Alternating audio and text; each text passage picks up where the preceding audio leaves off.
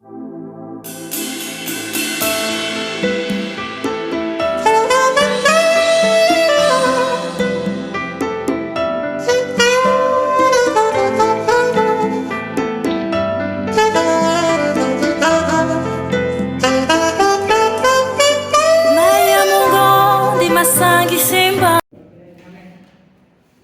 que tu es heureux d'être dans la maison du Seigneur.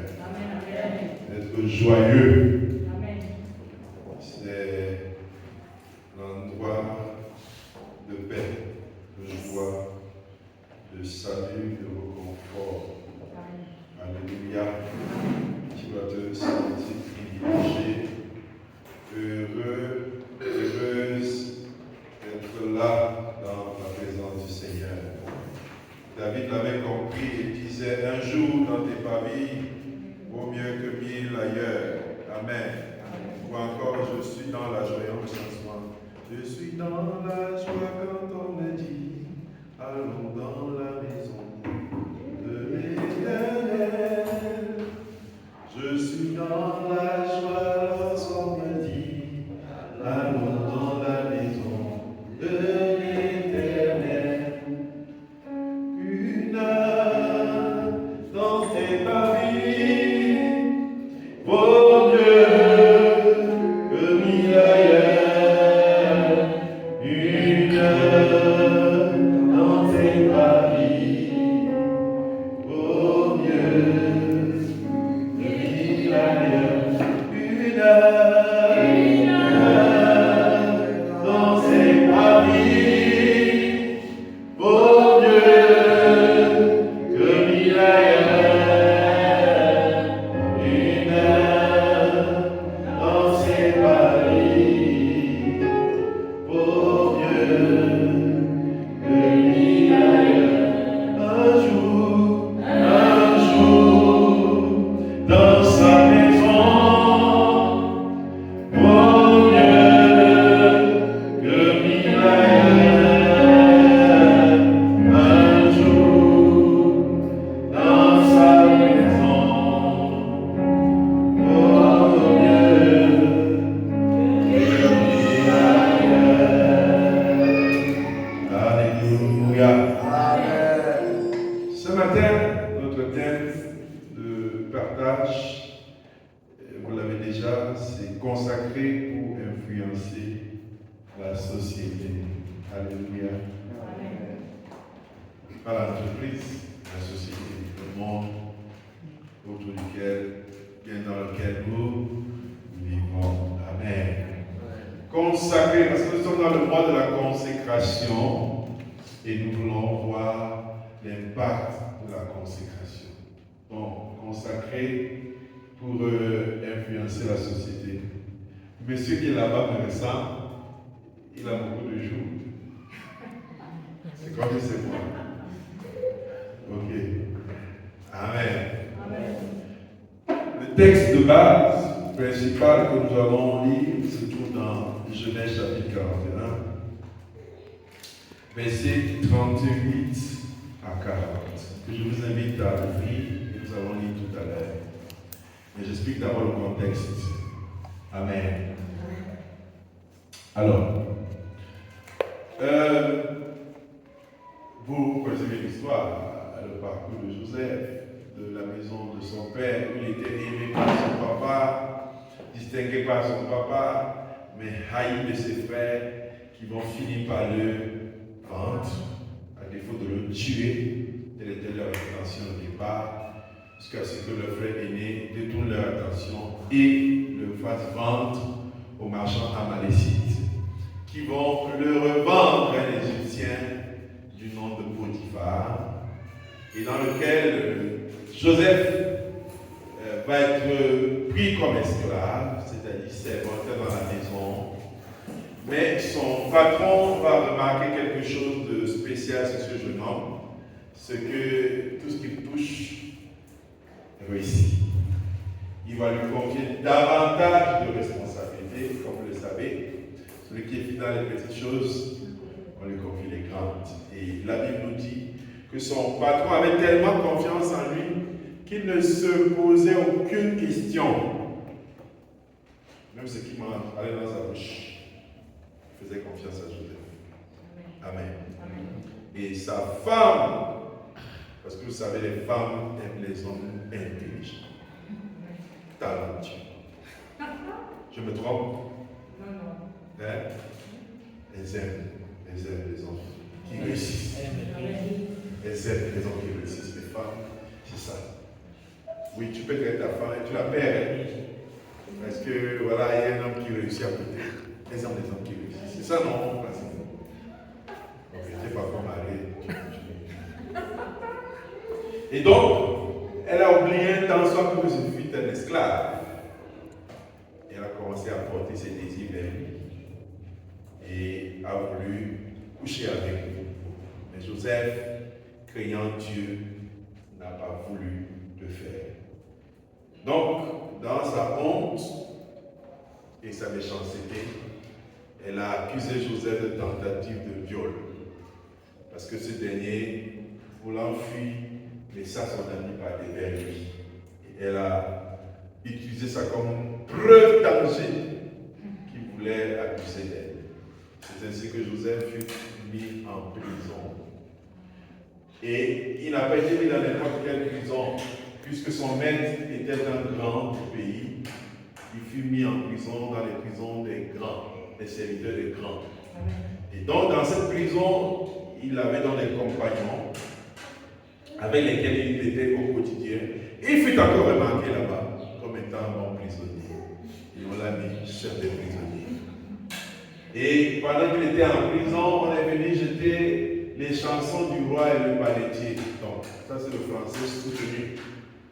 Les chansons du roi, c'est celui qui sert le vin au roi. J'ai la cambuse du roi. Et le palettier, c'est celui qui met le pain à la table du roi. Les deux ont commis de bêtises le même jour. On les a envoyés dans la prison. Et ils sont venus trouver Joseph. Et ils eurent un rêve, chacun individuellement. Et c'est ainsi que Joseph interpréta leur rêve.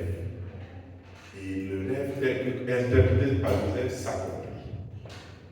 L'un fut tué parce que son rêve signifiait qu'il va être tué. L'autre fut acquitté parce que son rêve signifiait qu'il va être acquitté. Et c'est ainsi qu'il est allé encore à la présence du roi. Mais alors le roi, le pharaon, fit un rêve qui le troubla toute la nuit. Il vit cette année, il vit 7 vaches grasses et 7 épis grasses qui poussèrent.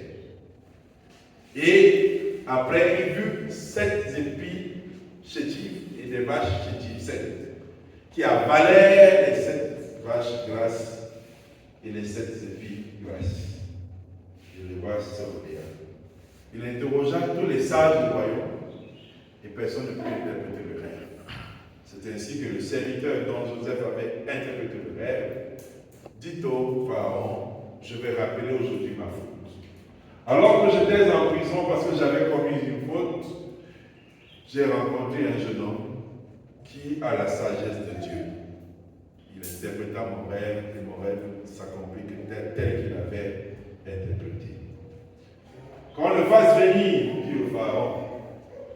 Et Joseph, il expliqua donc le rêve au pharaon, en lui disant, les 7 vaches grasses sont 7 années d'abondance. Les 7 épis grasses sont 7 années d'abondance. Et 7 épis chétives et les 7 vaches maigrichonnes sont 7 années de famille. Maintenant, pharaon, 7 années d'abondance vont venir et vont être succédées par 7 années de pauvreté, de misère mondiale. Voilà ce que signifie le rêve. Si le pharaon a vu telle chose, c'est que c'est arrêté de la main de Dieu et cela s'accomplira. Et il dit au pharaon, qu'on fasse donc des réserves pendant les 7 années d'abondance, qu'on y crée des greniers et on va utiliser ces réserves pour les 7 années de famine qui vont arriver. Quand il termina sa parole, on arriva au chapitre 41, verset 38, verset 40, que nous avons lu. Nous lisons. Et le Pharaon dit à ses serviteurs, trouverons-nous un homme comme celui-ci, ayant l'Esprit de Dieu? Amen. La version dit, pourrions-nous trouver un homme comme celui-ci, ayant l'Esprit de Dieu? Pharaon dit à Joseph, puisque Dieu t'a fait connaître tout cela, il n'y a personne qui soit aussi intelligent et sage que toi. Tu seras établi sur ma maison. Amen. Donc, en français simple, c'est que comme Dieu t'a fait comprendre ça, ça signifie que c'est toi qui dois gérer ces affaires. Alors, je t'établis aujourd'hui maître de l'Égypte. Après moi, c'est toi. Alléluia. Ceci se fit en 4 heures. Alléluia. Ou en 12 heures de temps. Donc, ça c'est l'histoire de Joseph. Un homme consacré. Puisque notre thème c'est consacré pour influencer la société. Joseph, cet homme consacré dont nous venons d'entendre l'histoire. Donc, comme je l'ai précisé, c'était un esclave. C'était un prisonnier. Mais un prisonnier consacré. Amen. Il était consacré à Dieu.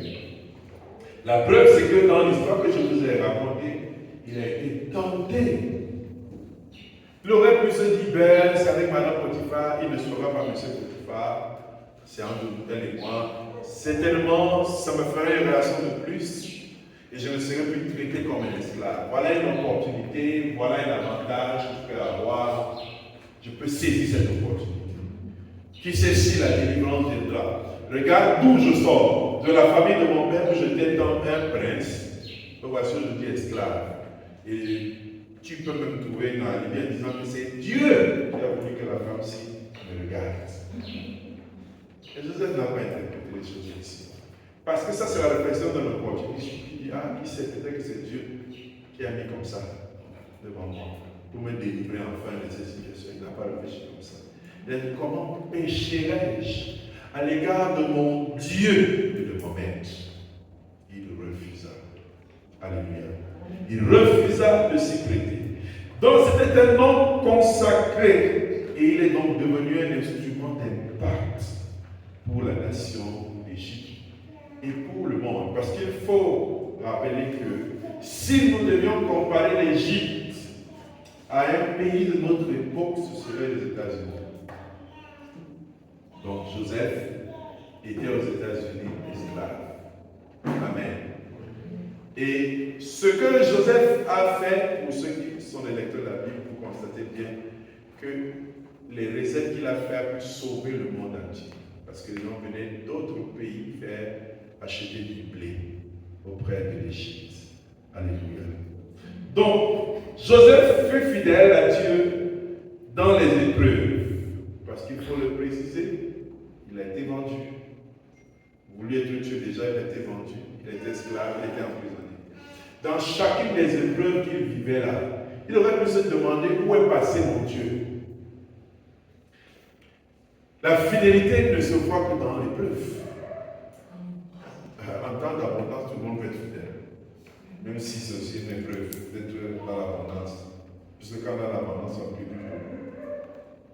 On ne jeûne plus beaucoup. On est fatigué de venir à l'église. On est fatigué de lire la Bible. L'abondance aussi, c'est une épreuve. Amen. Être fidèle à Dieu pendant l'abondance, c'est aussi difficile. Et cela est encore plus difficile quand on est dans l'épreuve, la vraie. Joseph a été fidèle. Amen. Il aurait pu se poser cette question. Mon Dieu est passé où? Mon Dieu est passé où? Voici l'opportunité que j'ai. Je fais comment pour l'arrêter? Il aurait pu se plaindre de son Dieu en disant, mon Dieu m'a abandonné. Mon Dieu ne me voit pas, il ne voit pas mes souffrances, il ne voit pas mes difficultés. Et quand j'ai l'opportunité de souffrir un peu, pourquoi je n'en profite pas? C'est des cas qui nous arrivent dans la vie. Amen. En se disant, bon, ce n'est qu'une petite compréhension. Mais ces épreuves-là l'ont préparé à influencer le monde. Amen. Chaque étape par laquelle il passait, il restait fidèle en se disant, mon Dieu saura me délivrer. Et ça l'a préparé pour l'influence qu'il a eue. Alléluia. Donc la consécration que nous avons, ce n'est pas seulement pour nous. Mardochée disait à Esther, si ce n'est pas Est-ce que ce n'est pas pour ces instants comme ceci que Dieu t'a fait parvenir à la royauté? Notre consécration ne compte pas seulement que nous. Parce que Dieu, pour nous utiliser, a besoin que nous soyons consacrés. Et j'aime à le répéter, chacun de nous a été envoyé par Dieu sur terre avec un objectif, un but, quelque chose à accomplir, un impact, une influence à accomplir quelque part. Mais nous ne trouvons ce chemin que par la consécration. C'est quand nous consacrons à Dieu que ce chemin-là, nous le trouvons. Cet impact-là, nous le retrouvons parce que nous nous consacrons à Dieu. Joseph, de sa vie, ne pouvait pas s'imaginer que Dieu l'appellerait à faire ça en Égypte. Quand il était jeune et qu'il était avec ses parents, lui, certes, il voyait des choses. Joseph, dans ses songes, voyait la lune et le soleil et cette étoile se prosterner devant lui. Joseph, pendant qu'il est au champ, fait un rêve que c'est la gêne de ses parents et ceux de ses frères qui sont prosternés devant la sienne. Parce qu'il voyait des choses avec des figures qui lui disaient rien du tout. Et ses parents avaient une interprétation charnelle et lui ont dit un matin, veux-tu que tes frères et nous venions nous prosterner devant toi? C'est quel orgueil qui t'anime comme ça, Joseph? Quel est l'orgueil qui remplit ton cœur comme ça, au point que tu veuilles que nous venions nous prosterner devant toi? Mais Dieu lui montrait déjà qu'il attendait un certain impact. Alors, il aurait pu faire l'interprétation charnelle en se disant, Dieu fera de moi une grande personne.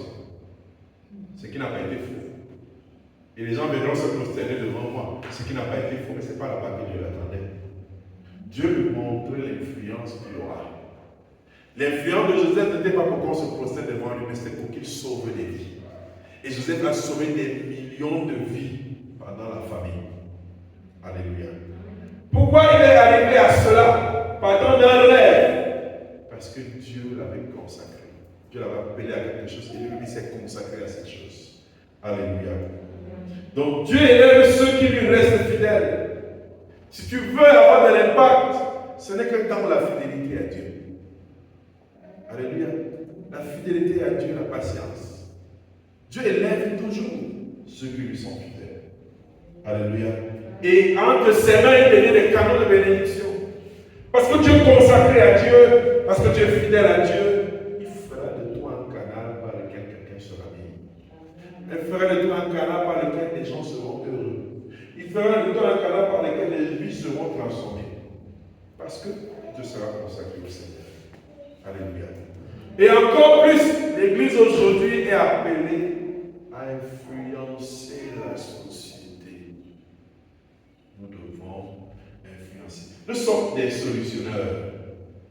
L'Église, la Bible dit qu'elle est l'appui et la colonne de la vérité. La Bible dit que nous sommes le sel de la terre. Donc l'Église a une mission à accomplir. Une mission d'influence. Une mission d'impact. L'Église a ce rôle à jouer. Nous ne sommes pas seulement dans la société ici pour vivre notre foi. Notre foi est là pour impacter les autres, pour leur laisser une marque, pour accomplir quelque chose. Alléluia.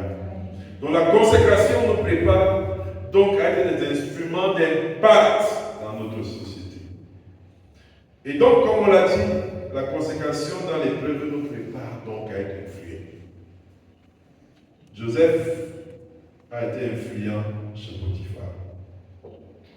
Parmi les esclaves, il fut un esclave différent. Joseph a été un influenceur, un impacteur en prison.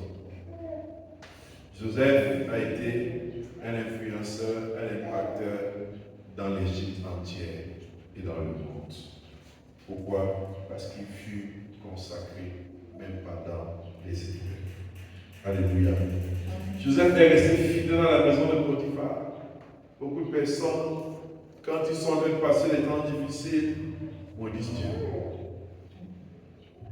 Ils arrêtent de prier. Ils arrêtent d'être engagés. Joseph n'a pas été une seule fois infidèle parce que ça a longtemps été difficile.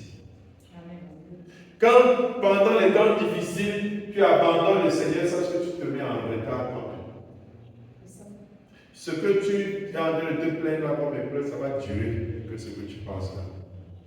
Parce qu'au lieu de montrer la fidélité dans ces temps difficiles, toi tu abandonnes le Seigneur.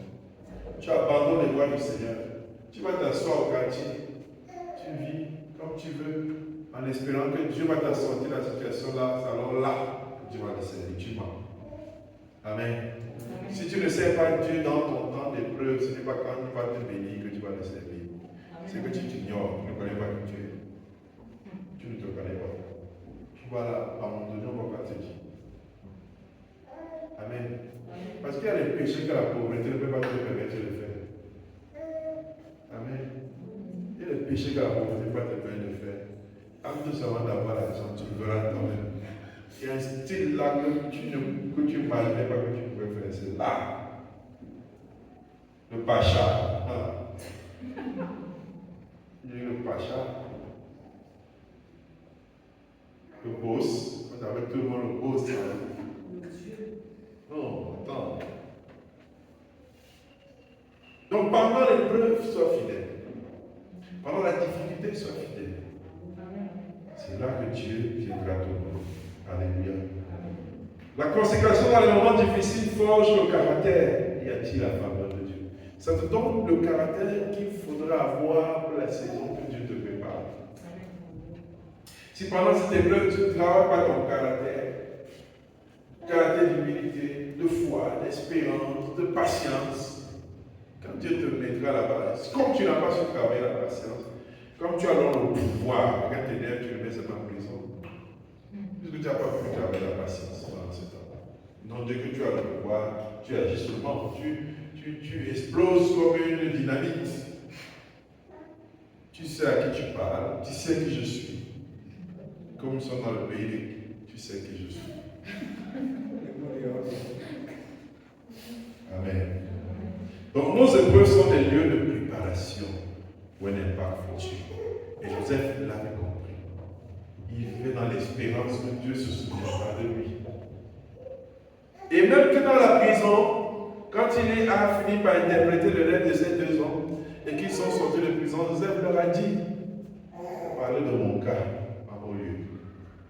Ils sont arrivés, ils ont oublié que Joseph les avait intercédés pour moi. Si ce n'était pas ce rêve qui troubla Pharaon, ils avaient oublié le gars. Parce qu'ils étaient eux dans leur... Il était lui, celui qui était resté dans sa belle vie. Donc Dieu a besoin de nous et Dieu élève les gens qui sont consacrés. Pharaon reconnaît dans Joseph l'Esprit de Dieu, comme nous le dit. Pourrions-nous trouver un homme comme celui-ci ayant en lui l'Esprit de Dieu? Pharaon l'a senti. Il a vu, il a discerné que dans ce temps, il y a l'Esprit de Dieu. Amen. Et comme il a discerné cela, Pharaon lui a confié l'administration de toutes les choses. Parce qu'il a dit, on ne peut pas trouver deux comme ça. C'est pas sûr. Alléluia. Tout ce que Pharaon pouvait dire de bien sur Joseph, Joseph l'a appris dans ses temps de difficulté. À partir de la consécration. Alléluia. Dieu veut nous utiliser. Est-ce que nous sommes prêts? Est-ce que pendant notre temps de préparation, nous prenons vraiment le temps d'être préparés, d'être prêts, d'être prêts à partir, prêts à être utilisés, prêts à être efficaces? Et on a vu la reconnaissance qu'on a faite de Joseph. Ils ont reconnu en lui l'Esprit de Dieu. Ils ont reconnu en lui la sagesse de Dieu. Ils lui ont dit, étranger qu'il est, parce qu'il n'était pas membre de ce pays, c'était un déporté. On l'a pris de sa famille pour venir en Égypte, un déporté qui est devenu deuxième personnalité du pays. Deuxième personnalité du pays. Parce que quand Dieu veut t'élever, il n'a pas besoin de quoi que ce soit. On peut modifier la loi pour toi. On peut modifier les lois pour toi. Joseph l'a été. En Égypte, la plus grande puissance du monde, un esclave étranger devient deuxième personnalité. Pourquoi? Parce qu'ils disent il y a en cet homme l'Esprit de Dieu. On n'est pas sûr d'en trouver deux comme ça. Ce n'est pas des caractéristiques humaines qui ont distingué Joseph. Et ce n'est pas ce n'est pas ça qui va te distinguer parmi les autres. C'est l'Esprit de Dieu. Amen. C'est l'Esprit de Dieu. Parce que pour les savants, il y en a. Et je suis sûr qu'en Égypte, parce que c'est j'ai envie de dire, le berceau de la science. On vous parle des pyramides d'Égypte. Pour ceux qui ont fait mathématiques, ça reste une énigme. On se demande comment on a fait pour superposer ces pierres. C'était quel style de calcul que les gars faisaient. C'est le ciel de la mathématique. Donc, pour vous dire qu'en termes de sachants, de savants, il n'en manquait pas là-bas. Amen. C'était des érudits. Ils maîtrisaient l'art de plein de choses. Mais que Pharaon dise que, est-ce qu'on peut trouver un homme qui a l'esprit de Dieu? Pas la sagesse des hommes, pas les diplômes. Parce que ce n'est pas ça qui fait que les hommes nous distinguent. Si c'était question de diplôme, notre pays ne souffrirait pas. Au kilomètre carré, on a le nombre d'intellectuels les plus élevés dans les pays africains. Mais notre pays ne marche pas du tout. Ce n'est pas parce qu'il manque que les gens connaissent. Il y a des gens qui connaissent très bien le travail. Mais il leur manque quoi? L'Esprit de Dieu. Amen. Et Pharaon dit, je ne peux pas laisser un tel homme partir. Je ne suis pas sûr de trouver 2 fois comme ça. Parce que tu es consacré, l'Esprit de Dieu se manifeste en toi. Et on fait une distinction. On dit à eux et à lui. Amen. Il y a eux et il y a lui. Parce qu'il y a l'Esprit de Dieu en elle. J'étais amusé encore la semaine dernière. Après le culte, j'ai pris la route pour le sud. Je suis revenu jeudi. Dieu m'a gardé. Il m'a bien gardé. Amen. Et on est en train de discuter, puisqu'il y a des nominations chez nous, une partie de mon travail a été transférée chez quelqu'un d'autre. Et puis, parmi les gens qui ont été transférés, il y avait un qui m'a cassé sur la tête. J'ai dit qu'enfin il part. Enfin il part. Et mes collaborateurs, ceux autour de moi, ils disent que s'il passe, que c'est la catastrophe. Qui va le gérer? Parce que nous, on savait que même si c'est que tu parles avec la bouche, comment tu vas prier, tu vas comprendre. Maintenant, quand il parle, c'est fini. Donc, ils ont lâché ça comme ça, c'est comme une blague, mais tu vois, c'est ce qu'on pense en toi. Que même si c'est humainement, ça nous dépasse, on sait que tu vas prier pour lui là. Parce que pour lui là, c'est compliqué. Parce que je lui ai dit, boss, je vais pas être superstitieux, je pense que j'ai un problème. Parce qu'on discutait sur les congés. Je lui dis, il venait d'être affecté à peine dans mon équipe. Je lui dis, il me demande les congés, il veut partir en congé. Je lui dis, mon frère, tu es arrivé, toi tu es parti en congé, tu me dis même pas encore ton territoire. Reste encore 3 mois et tu vas partir. Il me sort les arguments pour pouvoir partir en congé. Et l'un des arguments qui me sort, il dit que boss, je ne vais pas dire superstitieux, mais je pense qu'il doit aller me laver au visage. Et j'ai dit que pour te laver, tu as besoin de prendre le congé. Comme tu as resté là-bas, tu continues souvent le samedi, non? Tu vas te laver. Est-ce que tu as besoin de congé pour ça? Il veut trouver les arguments, il cherche à gauche, à droite. Donc lui, il a des problèmes spirituels. Donc ses collègues avaient raison de dire que si ça ne fait pas se parler, on va prier. Amen. Donc tu dois pouvoir te distinguer par l'Esprit de Dieu. Parce que comme je disais, ce n'est pas une question intellectuelle. C'est pour ça que je ne te dis pas que Dieu ne peut pas m'utiliser parce que je n'ai pas ci, je n'ai pas ça. Ce n'est pas vrai. Alléluia. Joseph n'a fait aucune école économique. Parce que ce qui distingue Joseph, c'est que Joseph a non seulement compris les choses spirituellement, il a expliqué au Pharaon en lui disant, voici ce que signifie le rêve. Mais Joseph ne s'est pas arrêté là. Il a dit que le Pharaon organise le travail de telle manière, de telle manière, de telle manière. Pharaon dit attends, ça c'est purement de l'économie que Joseph a fait. Comme que dans chaque zone, dans chaque région, des magasins. Ça c'est la haute distribution. On crée des magasins. Alors, comme il y aura beaucoup de blé pendant cette période, le supplice du blé, les gens qui n'en auront pas besoin de consommer pour que ça ne pourrit pas, on va venir dans les magasins. C'est ce que Joseph a fait. dans toutes les villes, il y avait des magasins qui appartenaient aux pharaons. Donc les gens étaient tellement heureux avec Anna, on les mangeait, ils donnaient librement. Le pharaon ne faisait que après ça, quand la famille est venue, chacun revenait maintenant avec son argent. Il achète et il part manger. Quand l'argent est fini, ils ont pris leur champ, ils ont donné au pharaon, il leur a donné à manger. Quand ils ont fini les champs, ils sont venus se donner eux-mêmes. On les a achetés et on leur a donné à manger. Ils étaient maintenant la propriété du pharaon. Donc, Joseph a demandé au pharaon plus riche qu'il n'était.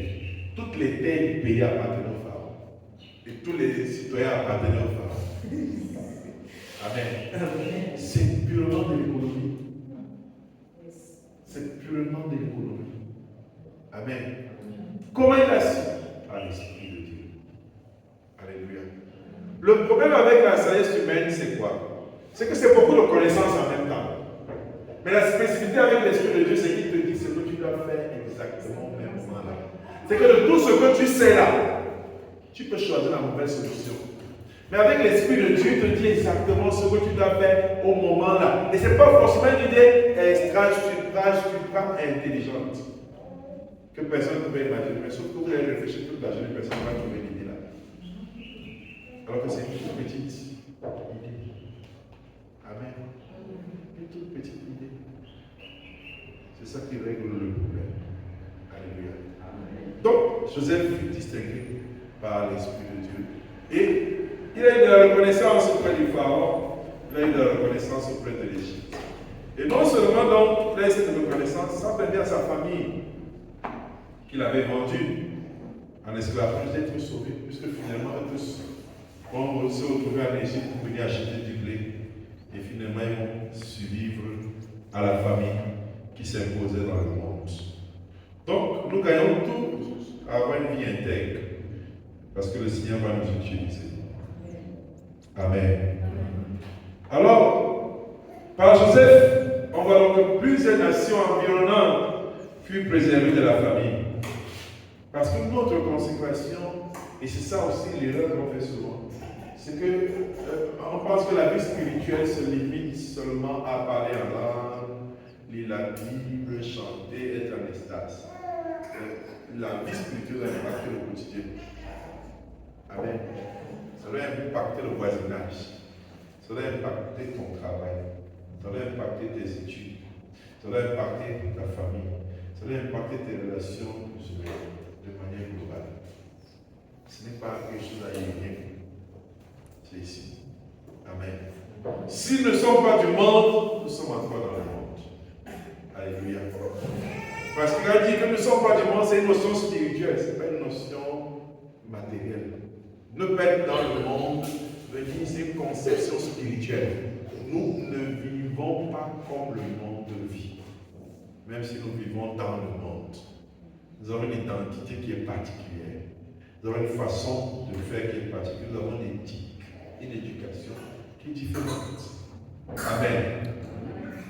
Donc la consécration d'un seul homme, qui est Joseph, a donc sauvé des millions de vies. Et donc notre fidélité à Dieu peut transformer nos familles, nos communautés, nos voisinages. C'est ce que nous devons savoir.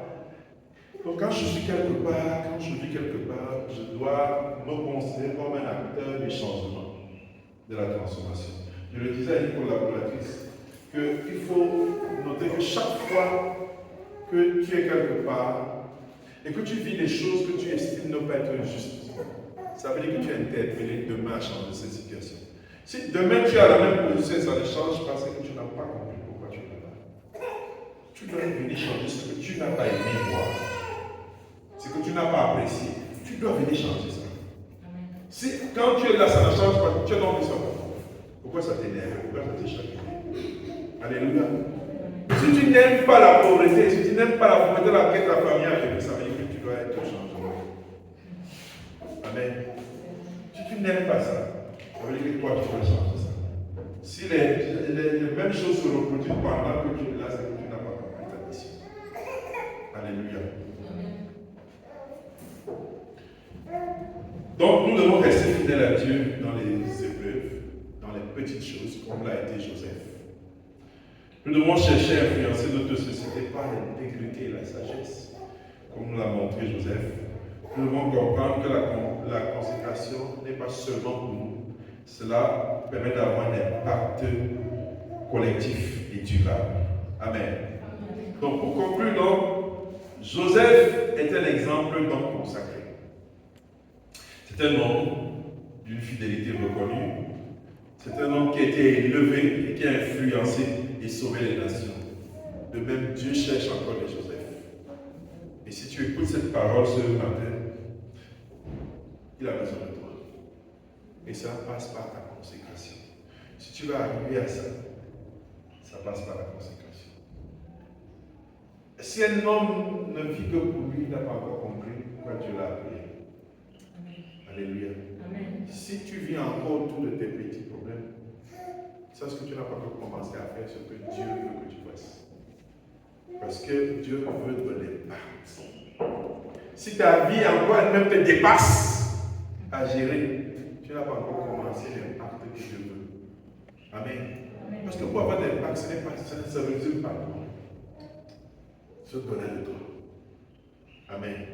Donc si tu n'as pas encore réglé tes problèmes toi-même,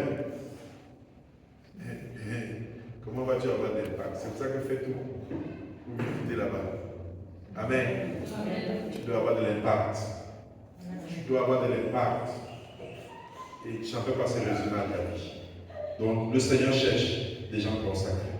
Et c'est la consécration qui va t'amener à avoir de l'impact. Que le Seigneur te bénisse ce matin et que cette parole puisse te challenger, te motiver à être cet acteur, cet influenceur, cette personne consacrée pour le Seigneur. Amen. Amen.